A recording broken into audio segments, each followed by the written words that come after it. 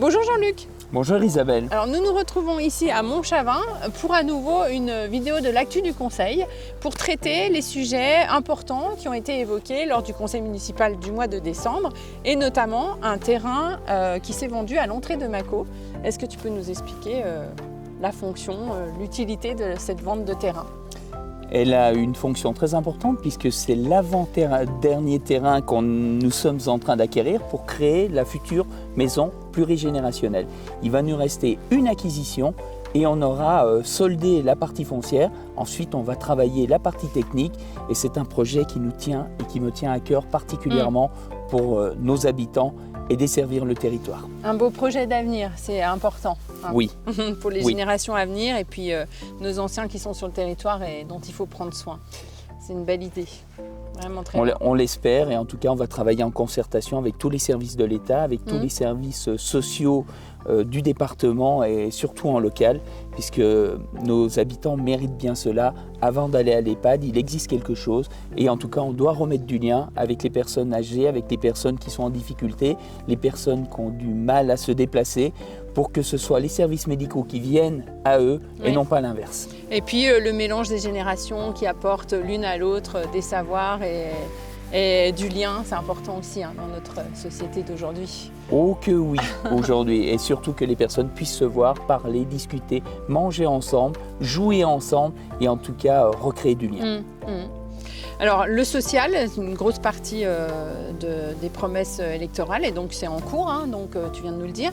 Et puis les activités de loisirs, donc on passe sur l'autre versant. Et un autre sujet qui a été évoqué lors du conseil municipal, c'est donc le chalet des Bressons. Donc quel est son avenir ?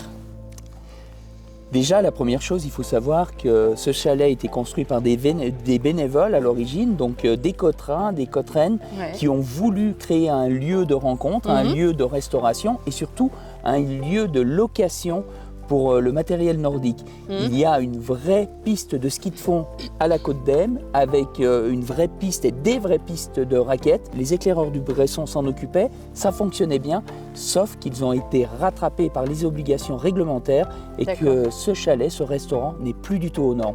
Donc comme il n'est plus du tout aux normes, il y a un investissement un petit peu conséquent à mettre en œuvre, que les éclaireurs du Bresson, ce ne sont pas leur vocation, donc ils ont décidé de le vendre et de le vendre à la collectivité pour un prix relativement modeste, de façon à ce qu'on pérennise cette activité sur les versants du soleil. Et ça, c'est notre devoir.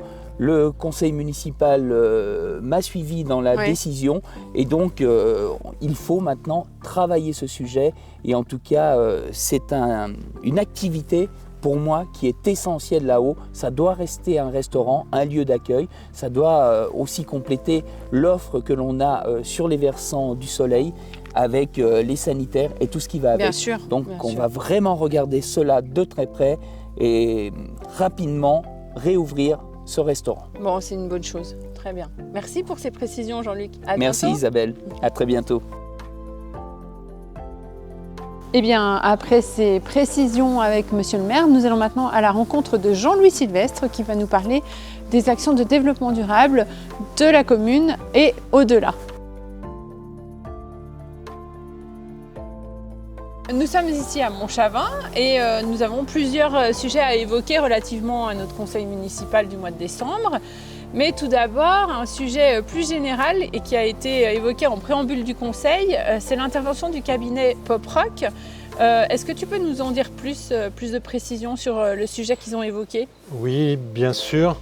Le cabinet Poprock a été enrôlé pour nous aider à réfléchir sur le développement durable au travers de la station de la Grande Plagne, qui réunit bien sûr les 3 communes, Champagny-en-Vanoise, Aime-la-Plagne et la Plagne-Tarentaise. Voilà. Ce cabinet travaille avec le syndicat intercommunal de la Grande Plagne pour mettre en place un certain nombre d'actions à court terme mais aussi à long terme. Et en particulier ont été développés un bilan carbone. Un bilan carbone, c'est un bilan qui permet de voir nos émissions et quels sont les facteurs et les lieux d'émissions de gaz à effet de serre. Ce bilan carbone est terminé, mais on va bien sûr tirer des conclusions sur les actions engagées. La deuxième étape importante, c'est la labellisation flocon vert que l'on va réaliser avec Mountain Riders.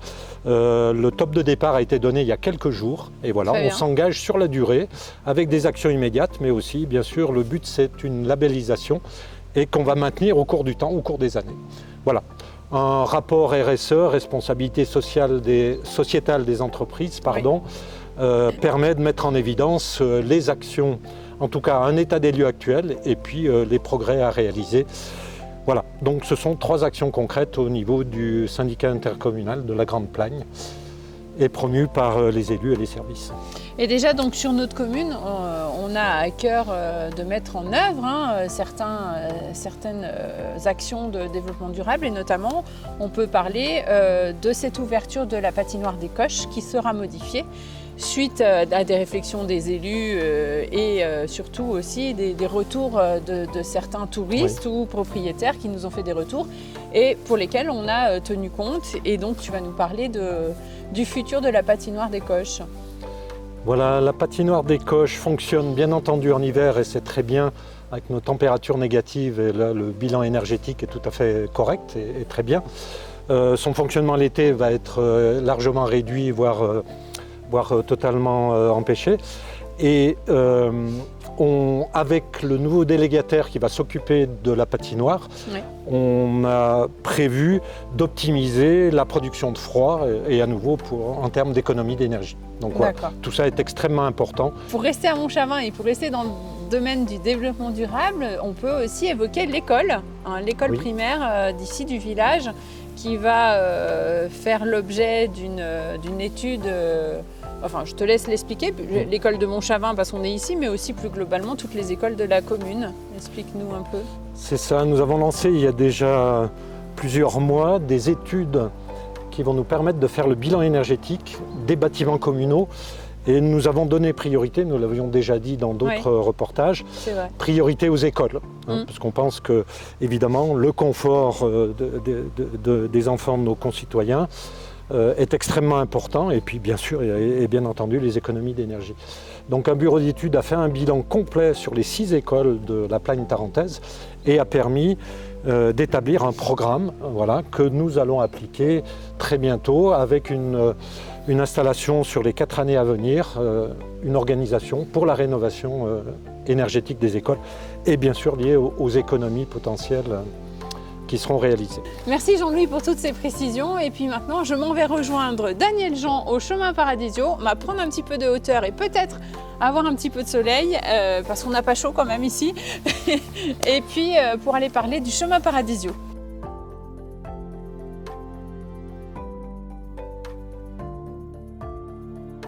Bonjour Daniel Jean. Bonjour Isabelle.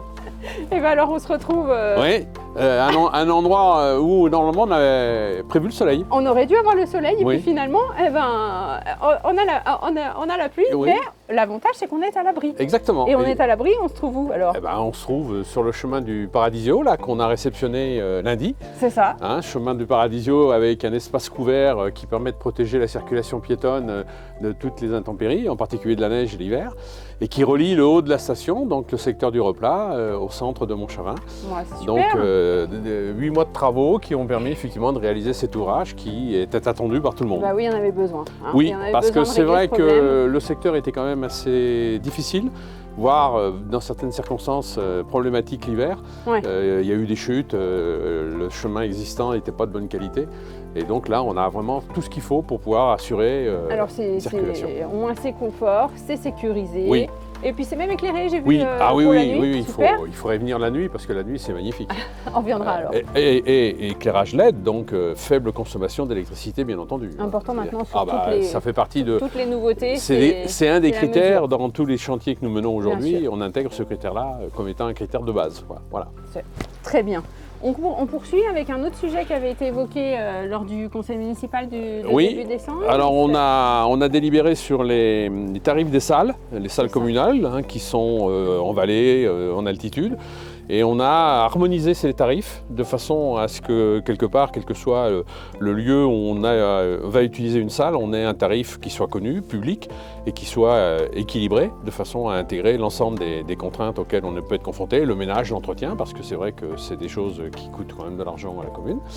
Et puis on a aussi intégré des paramètres un peu spécifiques pour tenir compte des utilisateurs locaux, et notamment des associations qui n'ont pas un but lucratif, mais qui sont là pour effectivement apporter une aide auprès des habitants.